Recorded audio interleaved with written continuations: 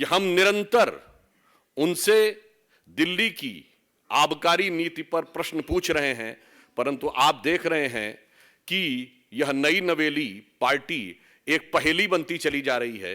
We are consistently asking them to be precise on exercise, but they are doing all sort of theatric exercise in order to divert the attention and taking so many words like lotus, bogus, etc. Their main objective is to divert the focus. परंतु आप देख रहे हैं कि जब से हमने यह विषय उठाया है और हम निरंतर केवल बिंदुवार वस्तुनिष्ठ यानी point wise and objective question पूछ रहे हैं, तो वो क्या जवाब देते हैं? कभी न्यूयॉर्क टाइम्स की बात, कभी शिक्षा नीति की बात, कभी कट्टर ईमानदारी की दुहाई, कभी बिरादरी की दुहाई, कभी लोटस की बात, कभी बोगस की बात, कभी विधानसभा का सत्र। और आज राजघाट पर जाकर उन लोगों ने प्रदर्शन किया। मैं ये बताना चाहता हूं, ये भारत की राजनीति का अद्भुत उदाहरण है।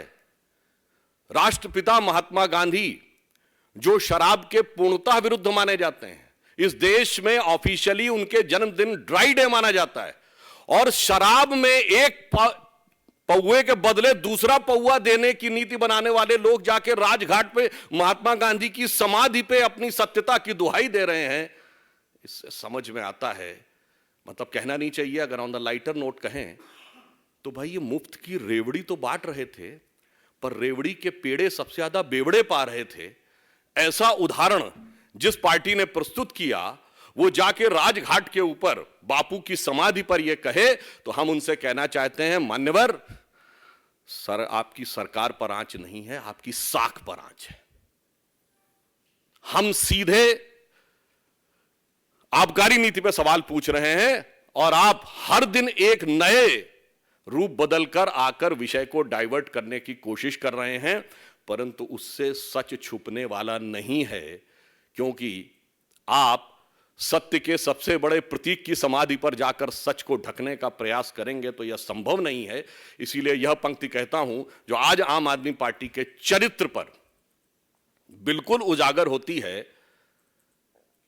कि इस समय के सबसे अजीम शायर वसीम बरेलवी का है शायद ये, कि सच जरा सा घटे या बढ़े तो सच सच न रहे।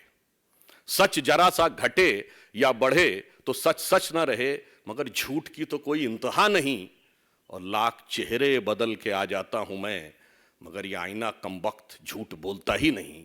यह आम आदमी के चरित्र का वास्तविक चित्रण है कि न्यूयॉर्क टाइम्स से लेके स्कूली बस्ते में बोतल छुपाने से लेके अनेक प्रकार की ईमानदारी, बिरादरी और सरकार का और सब कुछ कर रहे हैं, मगर इस पे जवाब नहीं दे रहे हैं। तो अंत में मैं यह कहते हुए कि हमें जवाब आबकारी पर चाहिए, किसी और चीज के ऊपर जवाब नहीं चाहिए, और वह जवाब देने की वह स्थिति में नहीं है। इसलिए नित नए प्रकार के प्रदर्शन, आवरण और स्वांग रचने का प्रयास करते रहते हैं। जब शाम को डिबेट चलती है टेलीविज़न पर, तो आम आदमी पार्टी के साथ में मीडिया बंधु भी हमसे ये सवाल पूछते हैं कि क्या उनके एमएलए को तोड़ा जा रहा है। हम कोई किसी बात पर भी जवाब नहीं देंगे, क्योंकि प्रश्न पहले हमने खड़ा किया कि आपने शराब में घोटाला किया, उसके ऊपर में कोई जवाब नहीं देना और इसको पूरे मुद्दे को डाइवर्ट कर देना, ये अब आम आदमी पार्टी ने अपना तरीका बना लिया है। हमारा उनसे सीधा सीधा प्रश्न है कि आपने जो कमेटी ने आपको सारी पॉलिसी रिकमेंड करी थी, आपने उसको क्यों नहीं माना, और जो L1 का कमीशन था उसको आपने 2% से 12% क्यों कर दिया। इस बात का आज तक किसी भी डिबेट पर, कोई भी आम आदमी पार्टी की कॉन्फ्रेंस में केवल ये 2% से 12% क्यों किया, इस बात पर कोई जवाब आज तक ना किसी ने मांगा है, ना उन्होंने दिया है, और ना वो देंगे। क्योंकि पॉलिसी में जो सबसे बड़ा करप्शन है वो केवल ये 2% से 12% क्यों किया L1 का, केवल यही सबसे बड़ा घोटाला है। इसके ऊपर उनके पास में कोई जवाब ही नहीं है। ये वही पार्टी है जो हर बात पर कागज दिखाने की बात करती थी, जो हर बात पर जन सर्वे कराने की बात करती थी, जो कहती थी कि अगर किसी मोहल्ले में ठेका खुलेगा तो वहाँ पे सारा मोहल्ला की मीटिंग होगी, उसके बाद में वो तय करेंगे कि ठेका खुलेगा या नहीं खुलेगा। मगर इन्होंने कोई कमेटी की बात नहीं मानी, ना कोई इन्होंने अपनी ही बात मानी। तो इसलिए ये आजकल बहुत या तो पिक्चर देख रहे हैं, रातों रात में स्क्रिप्ट बना देते हैं। कोई भी हमारे एमएलए जो है मिल नहीं रहे, उनका नाम भी नहीं बताते, कौन फोन कर रहा है बीजेपी वाला उसका भी नाम नहीं बता रहे, मगर इनके कौन कौन विधायक नहीं मिल रहे उनका भी नाम नहीं बता रहे। अगर ये उनका नाम बता दे तो हमारे कार्यकर्ता जो है उनके घर जाकर उनको ढूंढ के ले आएं और हम खुद ही विधानसभा पहुंचा देंगे। क्योंकि जब 2013 में हमारी 32 सीटें आई थी और आम आदमी पार्टी की 28 सीटें आई थी, अगर उस समय हमारे ऊपर ये आरोप लगाते तब तो जनता मान भी लेती। जितनी बेखूबी से, जितने विश्वास के साथ में आज ये बोलते हैं, मगर आज जब हमारे केवल 8 विधायक हैं और इनके 62 विधायक हैं, अगर 50 विधायक भी आ जाएंगे तो भी हमारी सरकार नहीं बनेगी।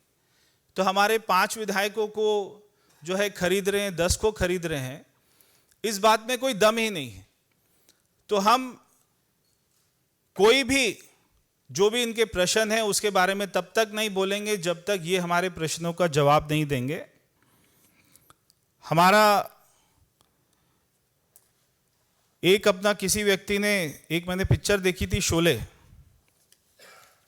तो वो शोले का बहुत फेमस एक डायलॉग है, जब वो जय वीरू की शादी के लिए बात करने जाता है मौसी से, तो फिर वो उनसे पूछते हैं कि भाई अपना जो है कोई झूठ वूठ तो नहीं बोलता? तो बोलते नहीं, कोई ऐसा झूठ नहीं बोलता, बच्चों की कसम खा लेता है, बस जो है अन्ना जी को धोखा दे देता है, गाड़ी बंगला सिक्योरिटी ले लेता है, कांग्रेस से समर्थन लेकर सरकार बना लेता है, हमारे नेताओं पर झूठे आरोप लगाकर माफी मांग लेता है और ज्यादा झूठ नहीं बोलता, बस इतना ही झूठ बोलता है। तो वो पूछते हैं विकास तो कराता है ना, विकास को डेवलपमेंट तो करा रहे हैं? हाँ करा रहे, अपने घर में, सरकारी घर में 21 करोड़ का स्विमिंग पूल बना रहे, और क्या विकास कराएंगे? यमुना, हाँ कोई यमुना को साफ नहीं कराते हैं, दिल्ली को सबसे पॉल्यूटेड राजधानी बना देते हैं, एक भी नया स्कूल, कॉलेज, हॉस्पिटल, स्टेडियम नहीं बनाते हैं। बाकी नेता हमारा अच्छा है। भाई शराब वराब तो नहीं पीता? ना ना ना ना, बिल्कुल खुद नहीं पीता है, मगर हमारे बच्चों को पिलाता है। 25 साल की उम्र को 21 साल कर देता है। रात को 3 बजे तक रेस्टोरेंट खुले, ठेके खुले, उसके लिए परमिशन दे देता है। शराब माफियाओं के साथ मिलकर घोटाला करता है, जो ठेके की संख्या है उसको डबल कर देता है, बस और कुछ नहीं करता। नेता हमारा अच्छा है। भाई अपना राष्ट्रीय सुरक्षा का तो ख्याल करता है, अरे बहुत बड़ा देशभक्त है, केवल सर्जिकल स्ट्राइक पर सवाल उठा देता है कभी कभी, और पाकिस्तान में इसकी बहुत तारीफ होती है, देश को दुनिया में बदनाम करता है, और दिल्ली में रोहिंग्यास को पानी बिजली मुफ्त मुहैया कराता है। नेता हमारा अच्छा है। भाई लोगों की स्वास्थ्य की चिंता तो करता है ना तुम्हारा केजरीवाल? भाई लोगों की नहीं करता है, अपनी तो खूब करता है। जब से मुख्यमंत्री बना है 35 किलो वजन बढ़ गया है। कोई हॉस्पिटल नहीं बनाया, कोविड में एक भी ऑक्सीजन कोई प्लांट नहीं लगाया। दिल्ली में 23,000 लोग जिस महीने मरे थे उसी महीने में एक्साइज पॉलिसी लेकर आए। सारे मंत्रियों का इलाज अपोलो हॉस्पिटल में कराता है, सरकारी हॉस्पिटल में नहीं भेजता। दिल्ली में मोदी जी की आयुष्मान योजना को लागू नहीं करता। नेता हमारा अच्छा है। तो ये इनकी हाल हो गया है। आप इनसे केमिस्ट्री का सवाल पूछो, हिस्ट्री का जवाब देंगे। तो रातों रात में इनके एमएलए को कौन अटैची में भरकर ले गया, कौन उनको बोरी में डालकर ले गया, कौन कहां ले गया, आप हमें बताइए केजरीवाल जी। अगर आपका कोई एमएलए नहीं मिल रहा है, आप हमें बताइए, हम दिल्ली पुलिस में कंप्लेंट करके उसको घर से अपनी गाड़ी में लेकर आपकी विधानसभा में आपके घर तक पहुंचाएंगे, सुरक्षित पहुंचाएंगे। आप उसका नाम, मगर नाम तो बताना पड़ेगा, कौन आपको फोन कर रहा है वो तो बताना पड़ेगा।